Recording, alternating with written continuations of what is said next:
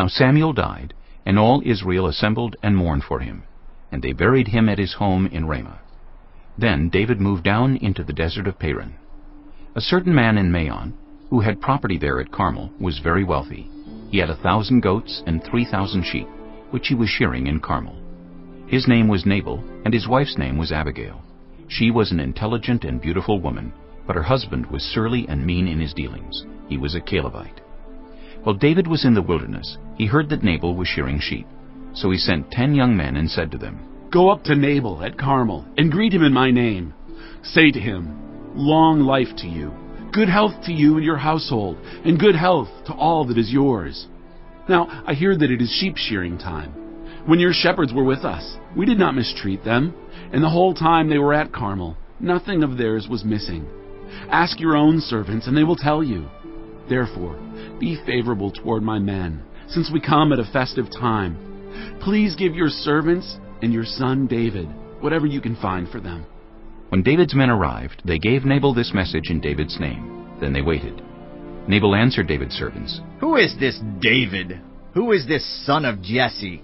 Many servants are breaking away from their masters these days. Why should I take my bread and water, and the meat I have slaughtered for my shearers, and give it to men coming from who knows where?" David's men turned around and went back. When they arrived, they reported every word. David said to his men, "Each of you, strap on your sword." So they did, and David strapped his on as well. About 400 men went up with David, while 200 stayed with the supplies. One of the servants told Abigail, Nabal's wife, "David sent messengers from the wilderness to give our master his greetings, but he hurled insults at them. Yet these men were very good to us. They did not mistreat us, and the whole time we were out in the fields near them, nothing was missing. Night and day they were a wall around us the whole time we were herding our sheep near them.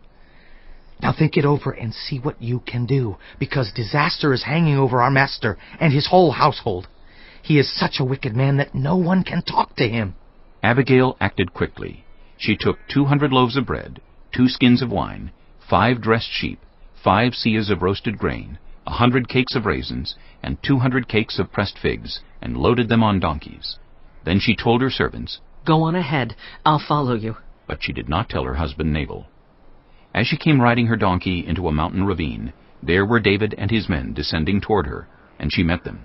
David had just said, "It's been useless, all my watching over this fellow's property in the wilderness, so that nothing of his was missing. He has paid me back evil for good. May God deal with David, be it ever so severely, if by morning I leave alive one male of all who belong to him." When Abigail saw David, she quickly got off her donkey and bowed down before David with her face to the ground. She fell at his feet and said, "Pardon your servant, my lord, and let me speak to you. Hear what your servant has to say. Please pay no attention, my lord, to that wicked man Nabal. He is just like his name. His name means fool, and folly goes with him. And as for me, your servant, I did not see the men my lord sent. And now, my lord, as surely as the Lord your God lives, and as you live, since the Lord has kept you from bloodshed, and from avenging yourself with your own hands, may your enemies and all who are intent on harming my lord be like Nabal.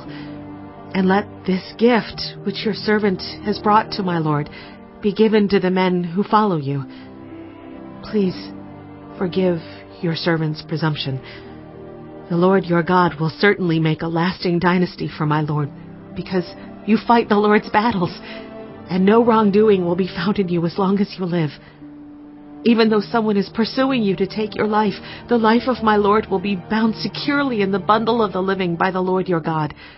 But the lives of your enemies he will hurl away as from the pocket of a sling. When the Lord has fulfilled for my lord every good thing he promised concerning him, and has appointed him ruler over Israel, my lord will not have on his conscience the staggering burden of needless bloodshed, or of having avenged himself. And when the Lord your God has brought my lord success, remember your servant." David said to Abigail, "Praise be to the Lord, the God of Israel, who has sent you today to meet me.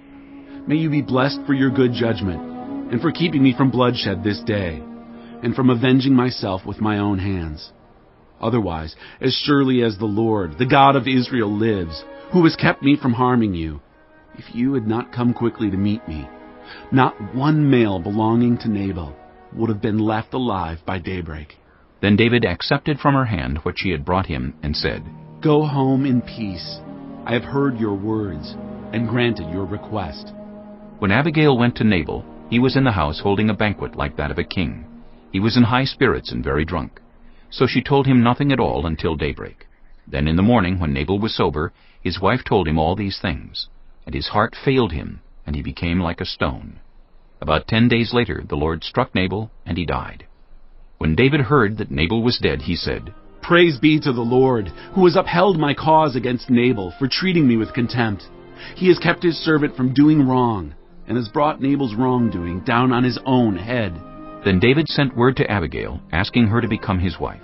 His servants went to Carmel and said to Abigail, "David has sent us to you, to take you to become his wife."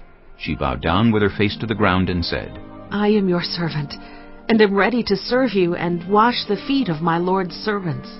Abigail quickly got on a donkey, and attended by her 5 female servants, went with David's messengers and became his wife. David had also married Ahinoam of Jezreel, and they both were his wives. But Saul had given his daughter Michal, David's wife, to Paltiel, son of Laish, who was from Gallim.